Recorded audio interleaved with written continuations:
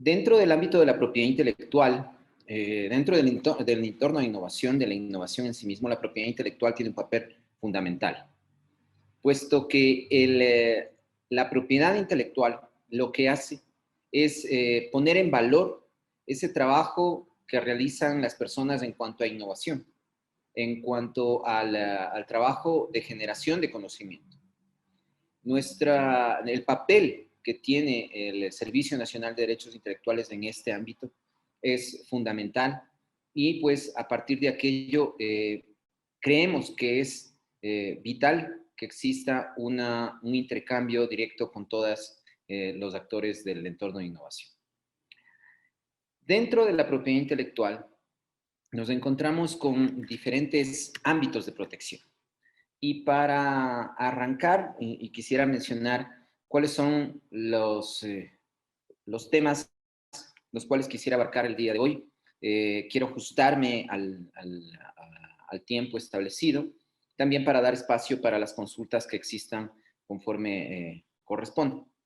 En esta línea quisiera mencionarles que vamos a ver rápidamente lo que tiene que ver con los signos distintivos y el procedimiento de registro, pero más allá de concentrarnos en eso exactamente, sí voy a ir haciendo referencia a algunos otros ámbitos que es fundamental, o conceptos que son fundamentales que se conozcan al momento de hablar de los temas de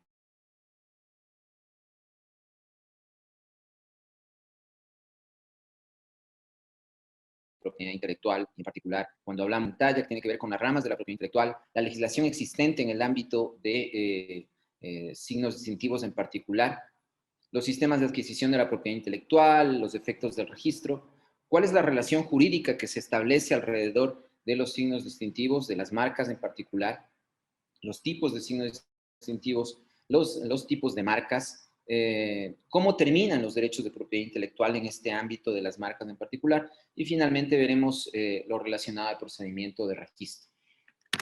Quisiera arrancar entonces por mencionarles que cuando hablamos de la propiedad intelectual estamos hablando de un ámbito muy amplio. Estamos hablando, como yo suelo decir, de una rama que es absolutamente transversal a todas las actividades del ser humano, puesto que la propiedad intelectual se constituye en un elemento el cual está presente en todas las actividades de nuestra vida, desde cuando nos despertamos hasta cuando nos vamos a dormir. Todo lo que nos rodea tiene o tuvo propiedad intelectual. Lo que vestimos, lo que comemos, lo que utilizamos, nuestros aparatos electrónicos, nuestros bienes en general, son tienen o tuvieron un proceso creativo, tuvieron un proceso de creación. Y sobre ese proceso de creación se establecen derechos de propiedad intelectual. Ahora, el día de hoy en particular nos vamos a concentrar en un ámbito de la propiedad intelectual, que es específicamente el de la propiedad industrial. Y dentro del ámbito de la propiedad industrial, nos vamos a enfocar en particular en lo que tiene relación con las marcas, los signos distintivos. Entonces, si bien, y de hecho, durante esta serie de charlas van a tener diferentes ponencias alrededor de lo que es el derecho de autor, variedades vegetales, otros ámbitos de la propiedad industrial también como las patentes. En particular, yo me voy a concentrar en el ámbito marcario. Y quiero arrancar en esa parte mencionando que la legislación del Ecuador en temas marcarios tiene un fundamento. Un fundamento que, si bien ha ido evolucionando y de hecho la normativa marcaria, la normativa de propiedad intelectual, la normativa de propiedad industrial en nuestro país no es reciente. Existe ya una gran cantidad de años, una gran cantidad de tiempo en la cual se ha venido regulando los signos distintivos, las marcas de fábrica, como se mencionaban en algunas legislaciones del siglo anterior. Y pues en la actualidad tenemos un régimen, una normativa, una legislación alrededor de los temas de propiedad intelectual que se fundamenta en la actualidad en el Código Orgánico de la Economía Social de los Conocimientos, Creatividad e Innovación. Este código orgánico establece varias cuestiones. Entre ellas, obviamente, todo lo que tiene que ver con la organización del sistema de ciencia y tecnología. Y en particular, en el libro 3 se refiere a los temas de propiedad intelectual, gestión del conocimiento. Y dentro de lo relacionado a la gestión del conocimiento, pues tenemos los temas de propiedad industrial y dentro de esto lo relacionado a los signos distintivos y marcas. En cuanto a es necesario mencionar que el Código Orgánico de la Economía Social de los Conocimientos tiene un plazo de transición, un tiempo de transición, alrededor del cual el reglamento a la ley de propiedad intelectual todavía se encuentra vigente. Al momento, al día de hoy, no se encuentra vigente, no existe todavía una reglamentación de todo el código, lo que se denomina el código Ingenios. Hay un reglamento general, hay unos reglamentos particulares de adquisición de software y otra de eventos públicos también, pero no existe regulación, en particular en marcas, alrededor de este tema, una reglamentación en ese ámbito. La normativa comunitaria, en particular la decisión 486, ahí es necesario que se mencione también que existe una actualización o una normativa que se emitió por parte de la comunidad andina, que es la normativa 689, la cual básicamente permitió que los países que tienen acuerdos comerciales con Estados Unidos puedan realizar alguna adecuación alrededor de estos acuerdos comerciales en cuanto a esta regulación de propiedad industrial. Instrumentos internacionales, perdón, APIC, que es fundamental desde la década de los 90, 1995 en particular, en el que Ecuador empezó a formar parte de la Organización Mundial de Comercio, está obligado a cumplir lo que dispone APIC. Estos acuerdos establecieron un estándar a nivel internacional para todos los países miembros de la Organización Mundial de Comercio, entre ellos también los temas relacionados con signos distintivos y marcas. Todos los convenios, tratados y protocolos que los administra OMPI, la Organización Mundial de la Propiedad Intelectual, y también los acuerdos comerciales que en la actualidad tiene el Ecuador, que son el acuerdo comercial con la Unión Europea y el acuerdo comercial con EFTA, la European Free Trade Association, que tiene que ver con los países que no forman parte de la Unión Europea. Entonces, esa es la legislación que tenemos en temas de signos distintivos, en marcas en particular.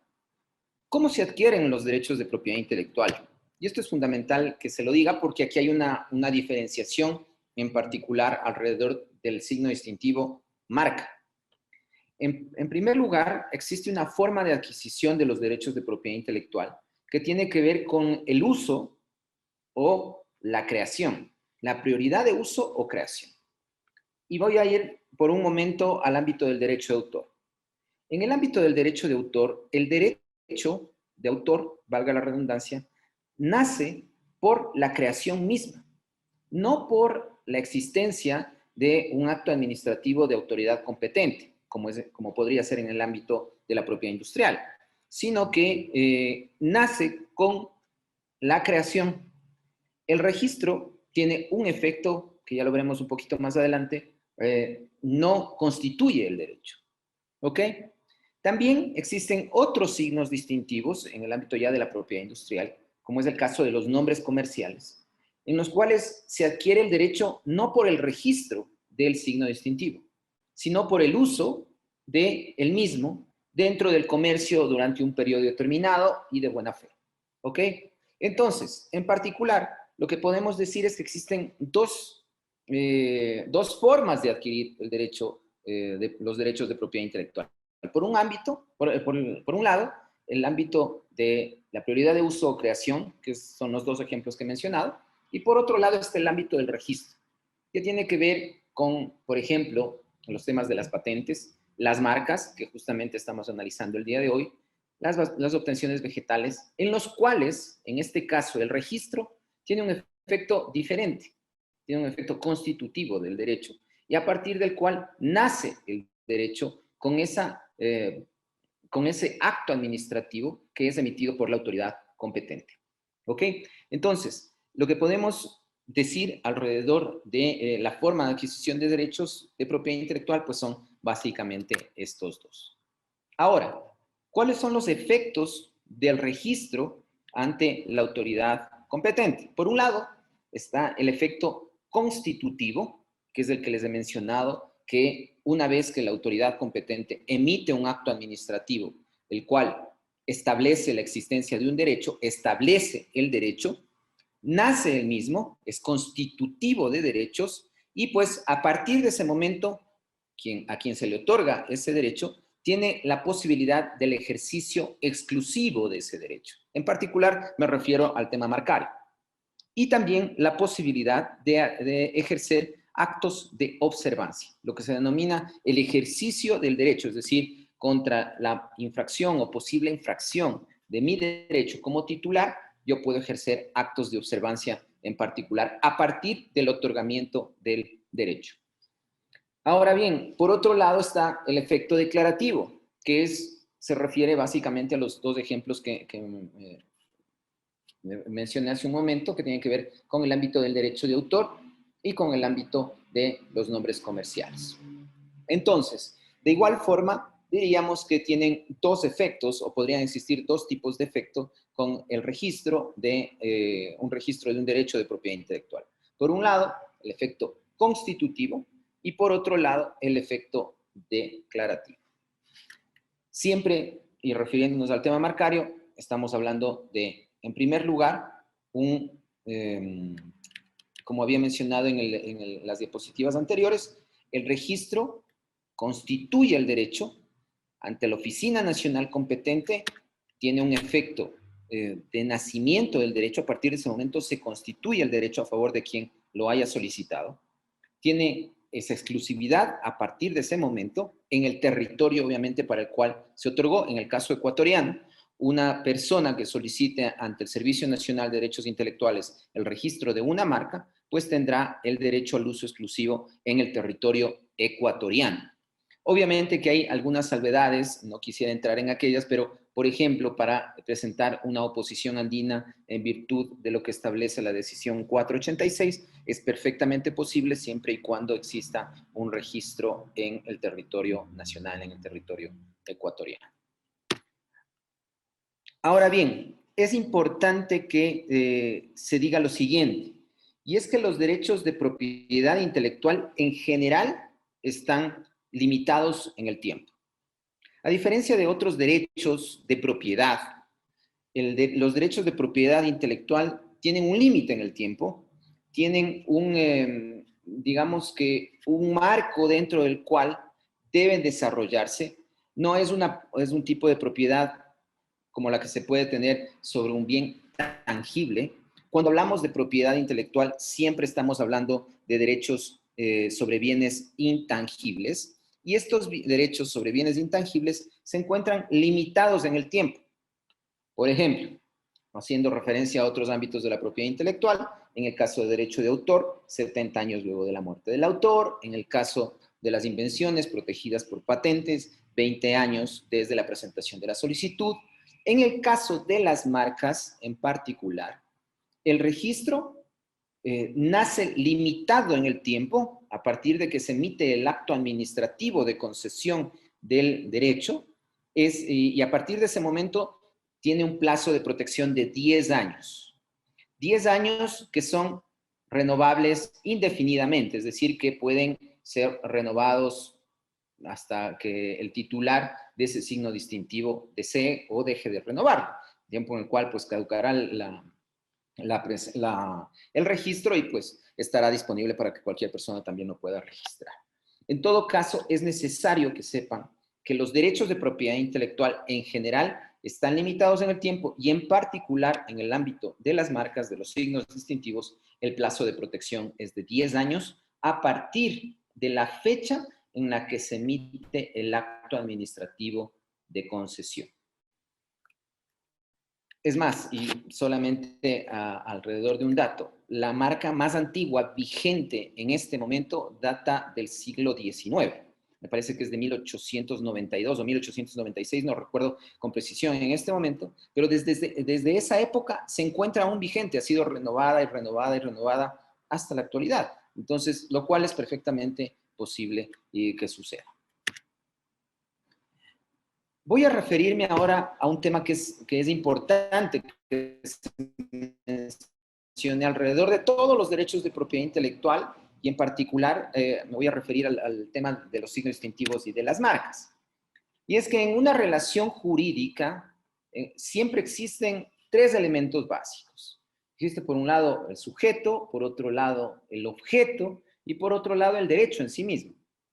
En el caso de las marcas, tenemos signos distintivos, en el caso de este tipo de signos distintivos, obviamente el objeto de protección sobre el cual recae el derecho es el signo distintivo, la marca, el signo que va a ser utilizado para identificar un producto o un servicio en el mercado, el cual le va a permitir diferenciarlos o distinguirlos de otros similares o idénticos en el mercado. Por otro lado está obviamente el titular, el dueño, si ustedes quieren verlo así, de los derechos sobre ese objeto de protección, que será el sujeto, obviamente, y un derecho. ¿Cuál es el derecho que se adquiere con el registro del signo distintivo, con el otorgamiento del derecho?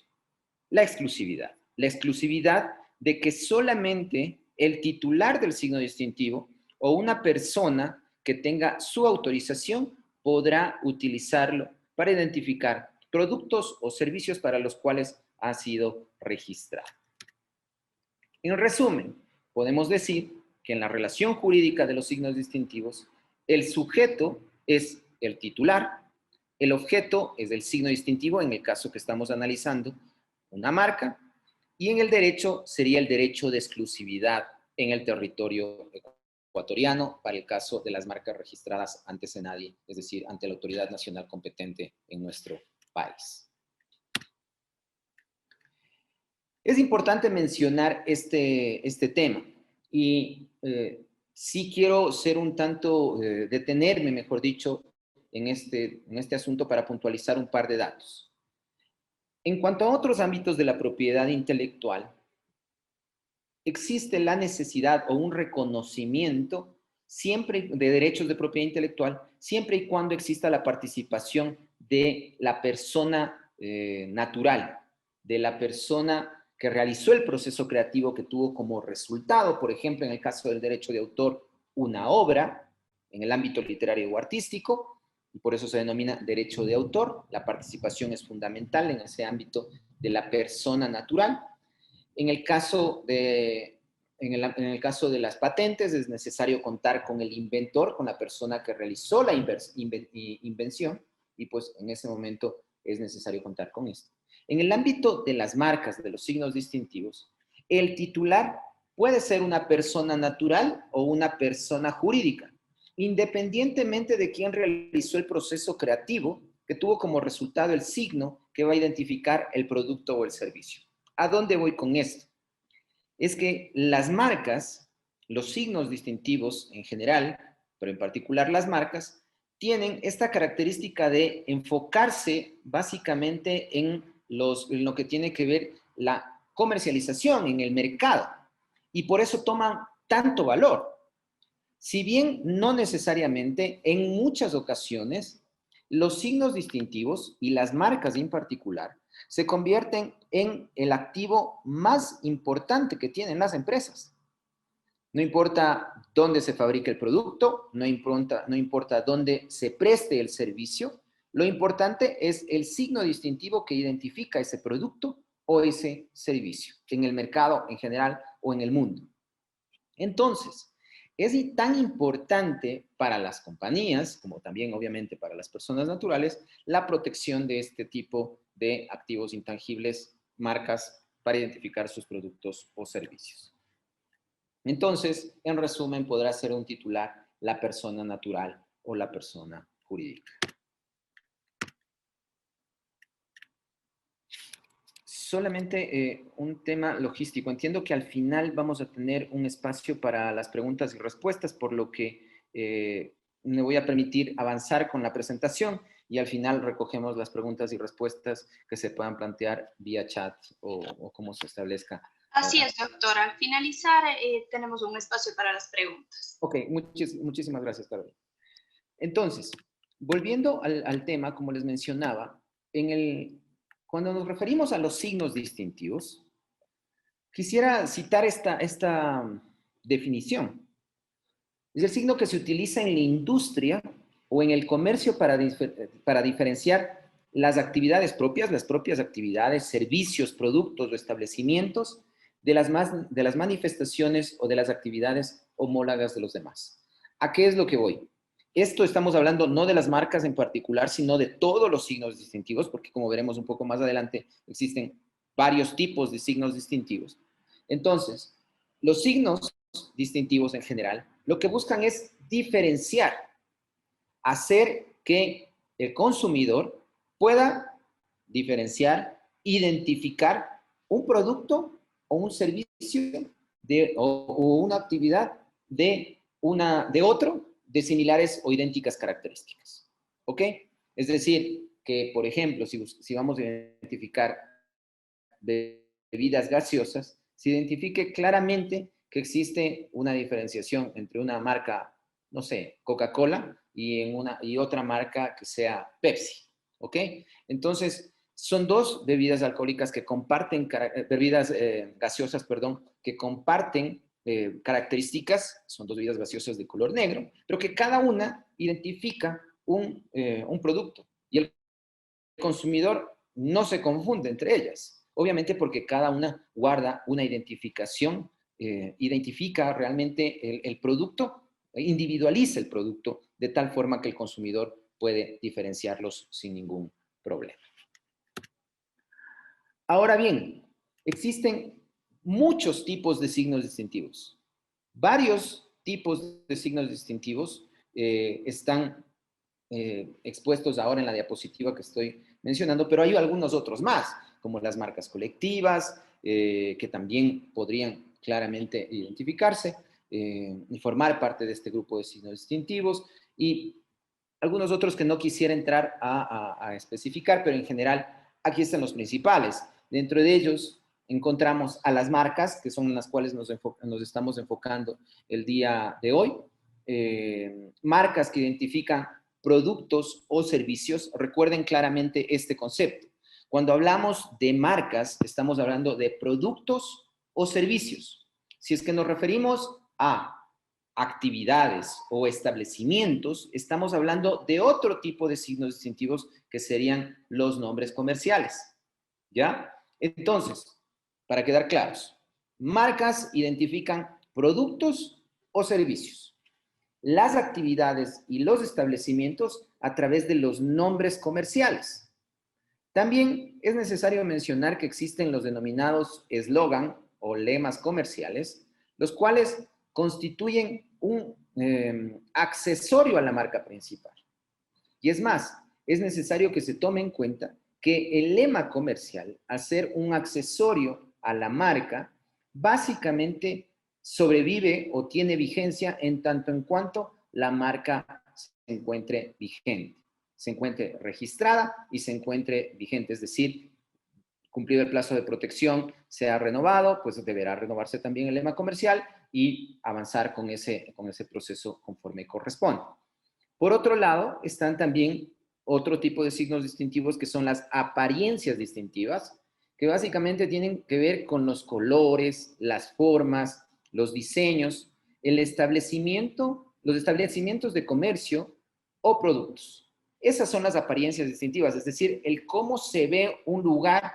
Principalmente es fácil entender el tema de las apariencias distintivas cuando hablamos de las grandes cadenas de restaurantes, cualquiera esta sea, McDonald's, KFC, no sé, cualquiera de estas, pues constituye o tienen o utilizan este tipo de signos distintivos para identificar sus establecimientos de comercio o sus productos. Estos los que hacen es establecer colores, por ejemplo, establecer formas, diseños, formas de presentación del menú, del restaurante, del cómo se encuentra establecido, no sé, la disposición de las mesas y demás. Todo eso tiene que ver con las apariencias distintivas. Por otro lado, tenemos lo que se relaciona con los signos de origen, que es otra cuestión muy interesante de examinar. Son otro tipo de signos distintivos, no son marcas, pero para dar un par de ejemplos alrededor de los signos de origen, en el Ecuador tenemos signos, denominaciones de origen, por ejemplo, en los sombreros de Montecristi, el café de Galápagos, Lojano café de origen, tenemos también el cacao arriba, tenemos el maní de Transcutucú. Estas denominaciones de origen no son marcas. Y quizá, si es que les hablo de estos productos que tienen denominaciones de origen en nuestro país, no son, digamos que conocidas, pero si les hablo, por ejemplo, de tequila, de champán, de Rioja, pues esas son también denominaciones de origen que corresponden, o digamos que están difundidas a nivel internacional, a nivel mundial, las cuales tampoco son marcas, son denominaciones de origen, son indicaciones geográficas que lo que hacen es identificar que un producto proviene de un signo, de un territorio en particular y que tiene unas características en particular o individualizadas. Entonces, dentro de los signos de origen están las indicaciones geográficas, las denominaciones de origen y las especialidades tradicionales garantizadas. Quizás subrayar por un minuto en el tema de las especialidades tradicionales garantizadas. Este tipo de signos distintivos se encuentran en muy pocas legislaciones. De hecho, de la región, la única ley que incluye, que es el Código Orgánico de la Economía Social de los Conocimientos en el Ecuador, incluye este tipo de signos distintivos. El Perú también ha incursionado en este tema de reconocer las especialidades tradicionales garantizadas. Y porque esta figura de protección de este tipo de signos está básicamente asentado, tiene un inicio en Europa, ¿ya? En Francia, en España se ha utilizado esta figura también para identificar, que no son en estricto sentido denominaciones de origen o indicaciones geográficas, pero tienen características en particular que identifican principalmente lo que tiene que ver con cuestiones de gastronomía, cuestiones de ese tipo de productos. Y finalmente, otro signo distintivo que me pareció importante mencionar es el asunto de la marca país. ¿Y esto por qué? Porque estamos negociando como país, dentro de la comunidad andina, una decisión andina, similar a la 486 que mencioné, relacionada específicamente con marca país. La marca país es un signo que identifica a un país, obviamente, que es el signo que identifica no una actividad, no un servicio, sino que identifica el origen básicamente de ese producto o ese servicio o esa actividad. Es utilizado mucho de forma, principalmente en el ámbito turístico. En el Ecuador se encuentra un tanto detenido el tema de la declaración de la marca país conforme a lo que establece el Código de Ingenios, y ahí también una cuestión que mencionar, y es que la marca país, o entre comillas, marca país existente anteriormente, antes de la emisión del Código de Ingenios en el año 2016, no existía una regulación de marca país, sino que lo que existía son registros de marcas de servicio que eran utilizados como, entre comillas, marca país.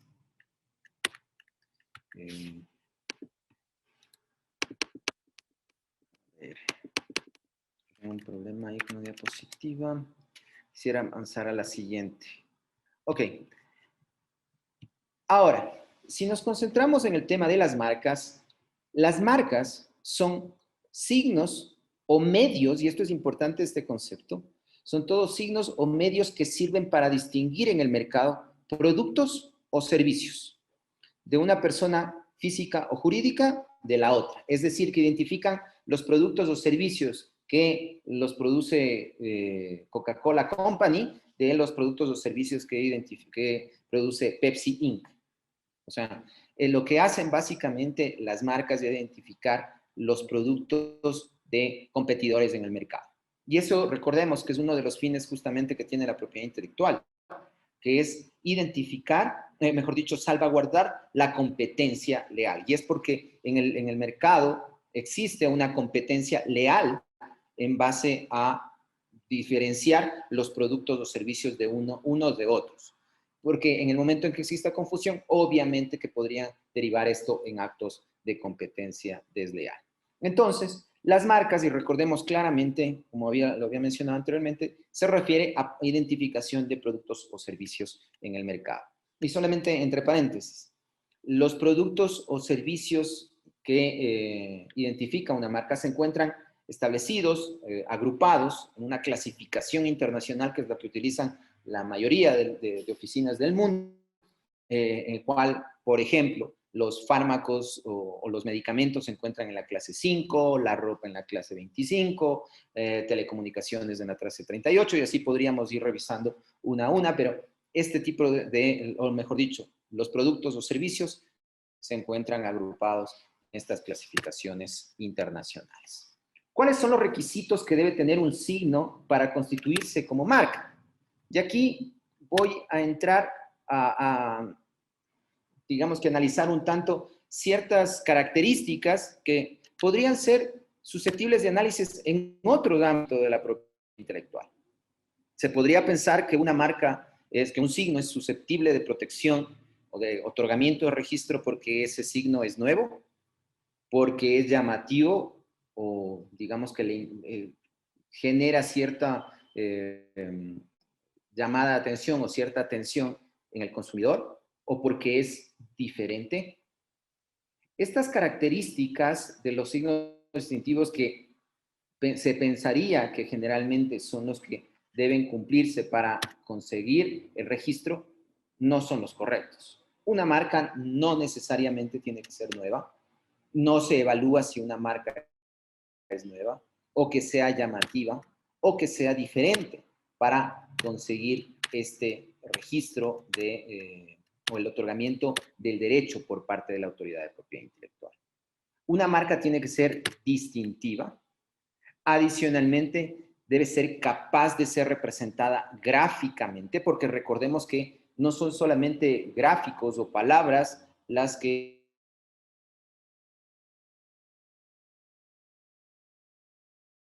se pueden conseguir como marcas. Y obviamente deben ser perceptibles por los sentidos. Esto nos abre un tanto más el abanico de qué se constituye una marca, cómo puede identificarse un producto o un servicio en el mercado. Ahora bien, vamos a identificar, y me quiero referir intencionalmente, he incluido dentro de la presentación los temas de los tipos de marcas. Y esto porque ha ido evolucionando cada vez más la forma como se identifica un producto en el mercado. Y más en la actualidad, cuando la principal forma de difusión o la principal forma de realizar actos de publicidad, principalmente en los cuales se identifica en el mercado, ya no es solamente un letrero en la calle, o ya no es tradicionalmente la televisión o la radio, sino que se utilizan otros medios, como por ejemplo redes sociales, plataformas. Mucho se utiliza en la actualidad también, por ejemplo, que una marca haga lo que se denomina placement dentro de un audiovisual, una película, una serie o algo así. Ese tipo de actividades son justamente las que obligan a que se utilicen nuevos medios para identificar un producto o un servicio en el mercado. Y obviamente esto deriva en unas nuevas formas de marcas o, digamos, marcas no tradicionalmente utilizadas o medios no tradicionalmente utilizados. Arrancaremos entonces por identificar, digamos que es muy sencillo identificar que existan signos gráficos, los cuales se utilicen para identificar un producto o un servicio. El que estamos viendo en pantalla es una marca gráfica, la cual cumple con lo que les habíamos mencionado anteriormente, y es que sea distintiva, que pueda ser capaz de ser representada gráficamente y que obviamente sea perceptible por los sentidos. Cumple con eso. Si no existen anterioridades de marcas similares o idénticas, es decir, marcas registradas o en proceso de registro similares o idénticas, pues plenamente puede ser concedida. Por otro lado, están las marcas denominativas, aquellas marcas que simplemente son denominaciones, son palabras que identificarán un producto o un servicio. La marca que estamos viendo en pantalla, Farmacia Punto Natural, no realiza ninguna identificación o digamos que en particular algún tipo de gráfico o algún tipo de letra en particular o similitud o algún gráfico en general que haga que esto vaya más allá de meramente las letras, las palabras. Esta es una marca denominativa. Por otro lado, tenemos las marcas mixtas, como la que estamos viendo en este momento en pantalla. Es una marca que incluye gráficos, que realiza una reivindicación de colores y adicionalmente que incluye palabras.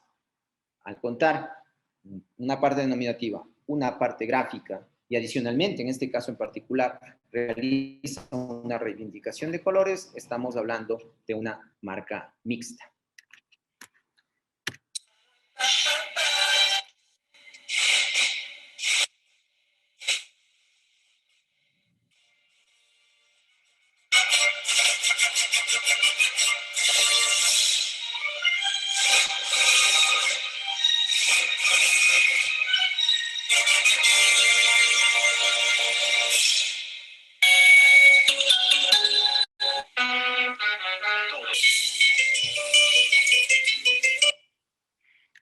Todos esos signos, estos sonidos que han escuchado ustedes en este momento, son marcas sonoras, que son utilizados para identificar productos o servicios en el mercado.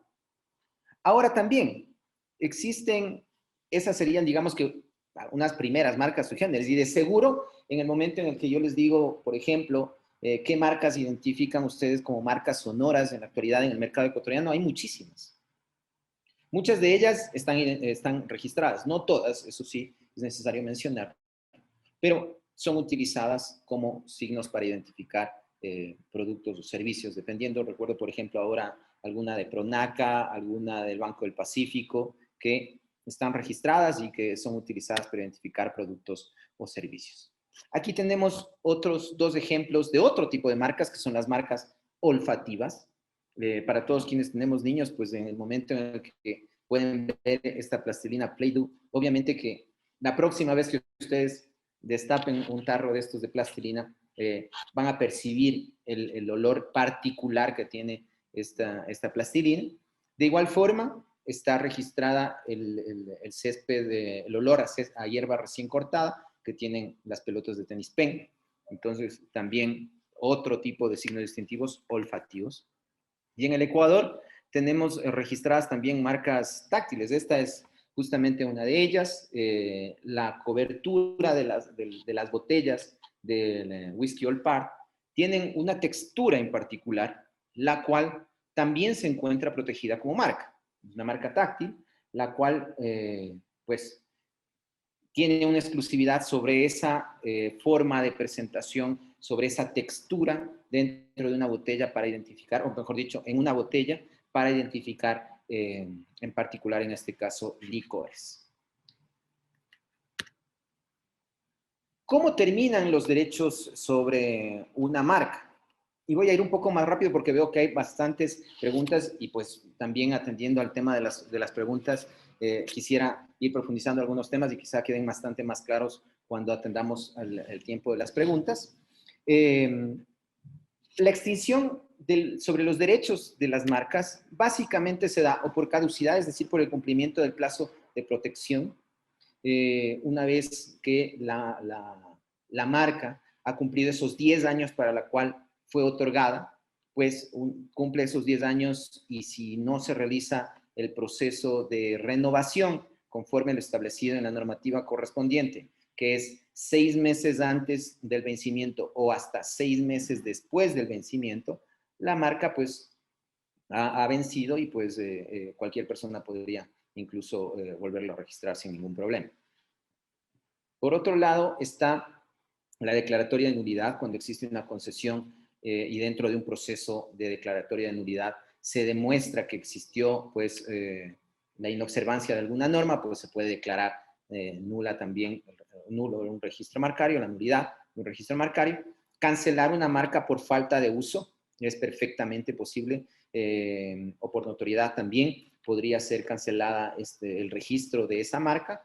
Cuando una marca no se utiliza durante 3 años de forma consecutiva, pues obviamente que cualquier persona, tercero, podría solicitar la cancelación por falta de uso en ese caso. Y obviamente por la renuncia. Ustedes dirán, ¿qué tan común es que exista renuncia de derechos sobre un signo distintivo, sobre una marca en particular? Digamos que no es tan común, pero sucede. Existen casos de renuncia de derechos sobre signos distintivos, principalmente por temas comerciales, cuando existen acuerdos de coexistencia o actos societarios que, no se fusionan o rescinden una figura societaria, pues existen plenamente este tipo de actividades alrededor de los signos distintivos, porque recordemos que son activos que forman parte de las empresas. Y cuando existen actos societarios de fusión, de escisión o de liquidación de una compañía, pues obviamente que también existirán alrededor de los bienes, en este caso bienes intangibles, existirán algún tipo de actividad o acuerdo. Voy a ir al tema en particular de la presentación de la solicitud. Creo que me quedan un par de temas más por revisar y quisiera pasar de ahí luego a las preguntas. Pero en esto en particular, yo diría que esto es lo que se denomina la tramitología. Todo lo que hemos visto han sido conceptos, fundamentos y demás cuestiones, ámbito legal, regulación alrededor del tema, pero esto ya es más bien es la parte de la tramitología, si es que ustedes lo quieren ver, del procedimiento del registro y concesión de un signo distintivo. Una solicitud, y esto es importante que lo mencionemos, y aquí voy a hacer un paréntesis respecto de los servicios que presta Senadi, puesto que a partir del año 2014, mayo de 2014 para ser exacto, en ese momento el Instituto Ecuatoriano de Propiedad Intelectual, en la actualidad el Servicio Nacional de Derechos Intelectuales, estableció un nuevo procedimiento, una nueva vía para la presentación de solicitudes de marcas, que fue básicamente una presentación en línea. El sistema, que fue iniciado en el año 2014, no abarca todos los pasos dentro del procedimiento de registro. De hecho, hasta la actualidad no lo hace. Hemos logrado digitalizar, digamos que un porcentaje, una parte del proceso de registro, el procedimiento de registro, que tiene que ver con el registro de marcas que no tengan oposición. Ya me voy a referir un poco más adelante a esas particularidades, pero en la actualidad podríamos decir que aquellas marcas que no tienen oposición, el trámite es 100% vía web, 100% digital, 100% electrónico. Y esto porque en ese momento, ese tipo de procedimientos en ningún momento se convierte en expedientes físicos. Hay etapas, hay otras etapas, otro tipo de procedimientos, que ya los que tienen oposición o son recurridos o tienen algún tipo de estas otras actividades, pues esos procedimientos ya no son 100% digitales, ya tienen que convertirse en físicos, por varias razones, pero en particular podemos decir que en la actualidad aquellos procedimientos de registro de una marca que no tengan oposición son 100% digitales, en la actualidad. ¿Qué es lo que sucede y cómo se realiza el procedimiento de registro o la presentación de una solicitud? En particular, en el ámbito de las marcas, nuevamente refiriéndome a las marcas, habrá otras precisiones de otro tipo de trámites que también se pueden hacer la presentación o la carga de datos vía la plataforma web del Senadi. En particular, en el caso de los signos distintivos, se debe realizar o se recomienda realizar un paso previo que es la búsqueda. Pero para iniciar cualquier tipo de proceso se requiere generar un casillero virtual, un nombre de usuario, una contraseña en el sistema de Senadi que servirá para hacer todos los trámites de ahí para adelante. Una sola vez se realiza ese registro, loguearse al sistema del Senadi sucede una sola ocasión, se crea un casillero virtual, se ingresa dentro de la plataforma de Senadi y una vez que se tiene ese casillero virtual, se pueden iniciar cualquier tipo de procedimientos ante el Senadi de los que se pueden mostrar en pantalla. En la diapositiva miramos lo que se denomina justamente el tema de la búsqueda fonética. Este tema de la búsqueda fonética es un procedimiento que se mantiene aún por varias razones, y esto quiero que quede bastante claro. hay algunos otros trámites en otras instituciones públicas para los cuales no se solicita el registro de la marca o obtener una certificación de que se encuentra en trámite un registro marcario, sino que se solicita en particular una búsqueda fonética de anterioridades.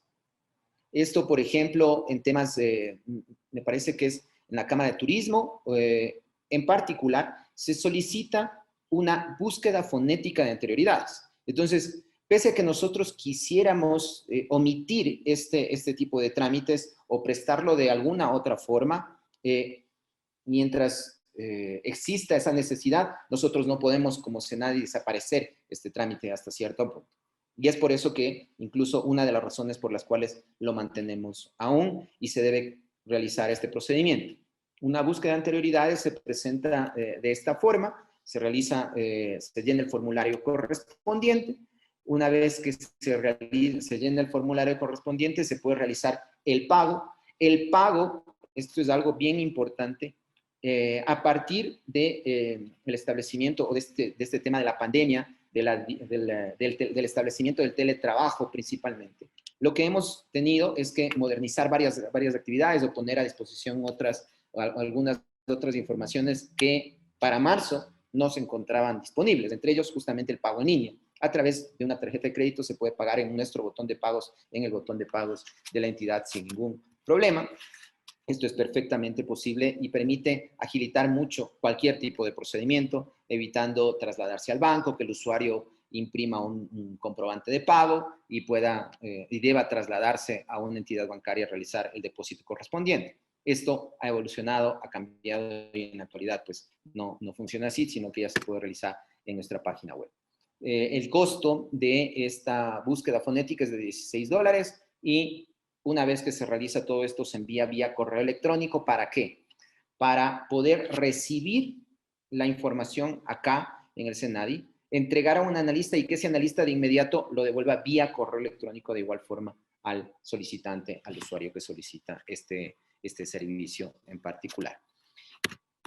Ahora, una vez que se ha determinado que en esta búsqueda fonética no existen similitudes o identidades con trámites, con signos distintivos que se encuentren en trámite o ya registrados, se puede iniciar o se recomienda iniciar el registro de signos distintivos. De igual forma, toda la carga de la data, de los datos es en línea, se puede hacer perfectamente sin ningún problema en nuestra plataforma. Es más, hay ciertas guías que son utilizadas dentro, o manuales que son utilizados para apoyar al usuario en el llenado de este formulario, de la carga de datos. El costo de la tasa por el servicio de registro de signos distintivos, en particular de las marcas, es de $208 que se puede pagar en línea, con el botón de pagos que les había mencionado, o tal vez, si es que en el caso de que un usuario, por ejemplo, prefiera realizar un pago en la ventanilla de un banco, pues también puede hacerlo. Imprime el comprobante y va y deposita en la ventanilla. Eso queda completamente a libertad del usuario, pero nosotros tenemos a disposición ese tema. Incluso, y esto lo digo entre paréntesis, durante el confinamiento que se estableció en un determinado momento por algunos meses, nosotros estuvimos prestando, pese a no contar con el botón de pagos, estuvimos prestando también servicio a través de transferencias. Esto, quiero ser bastante claro en esto y mencionar que el tiempo que se demora en realizar en hacerse efectiva una transferencia, ya no depende de la autoridad, no depende del SENADI.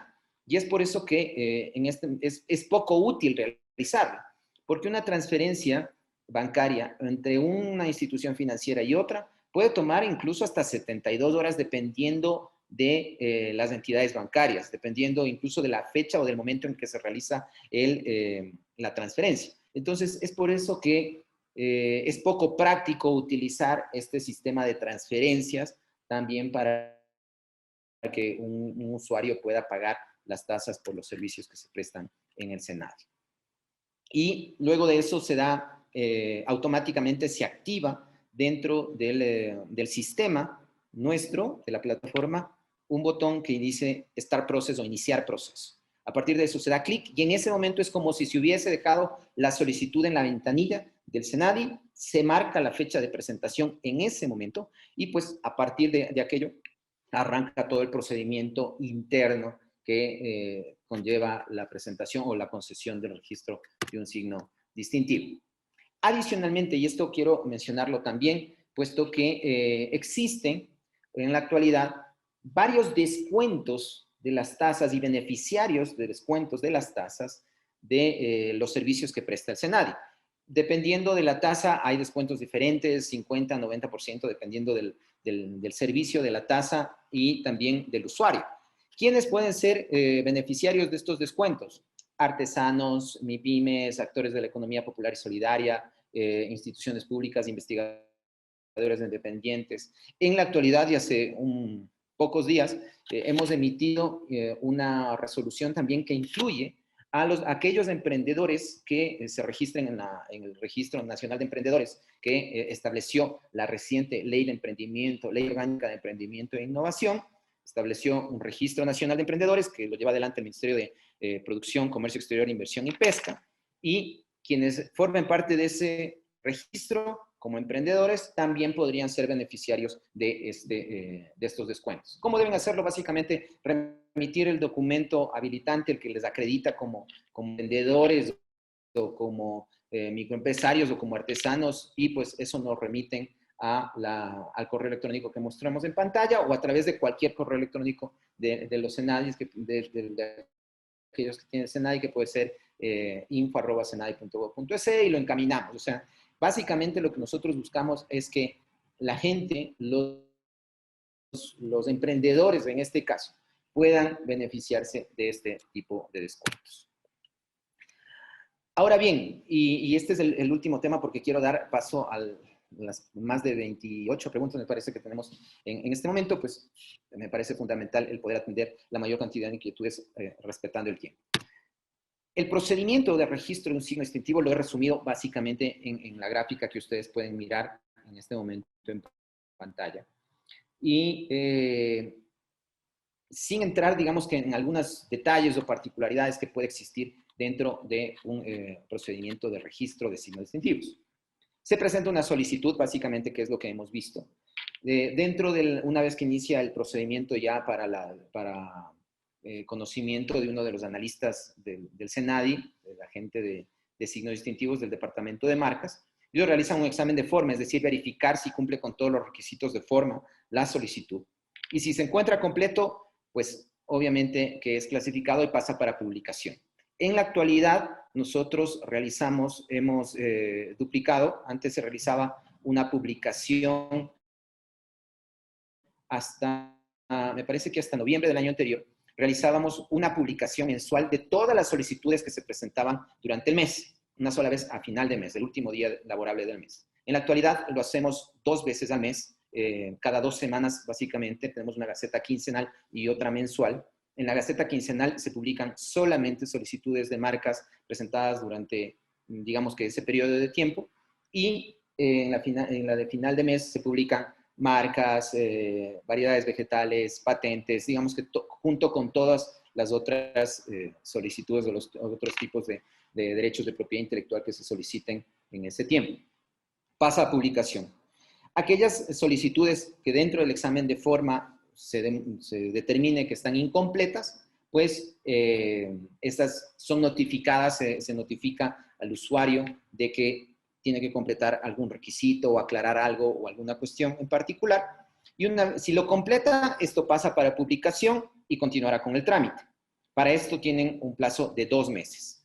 Si no completa, pues esta solicitud pasará directamente a una resolución de caducidad, así lo dispone la decisión 486. Una vez realizada la publicación, y esta publicación se realiza básicamente para que cualquier persona, un tercero que considere que sus derechos puedan ser afectados con el registro de esa marca, de las marcas que se están solicitando, puede presentar una oposición. Si no tiene oposición, esa solicitud pasa directamente al examen de fondo y de cumplir con los requisitos que habíamos visto, y es que sea distintiva, que sea perceptible por los sentidos y sea posible representarla gráficamente, puede ser concedida y existe una resolución, un acto administrativo de concesión de signos distintivos, de concesión de la marca, y a partir de ese momento nace el derecho sobre ese signo distintivo, sobre esa marca.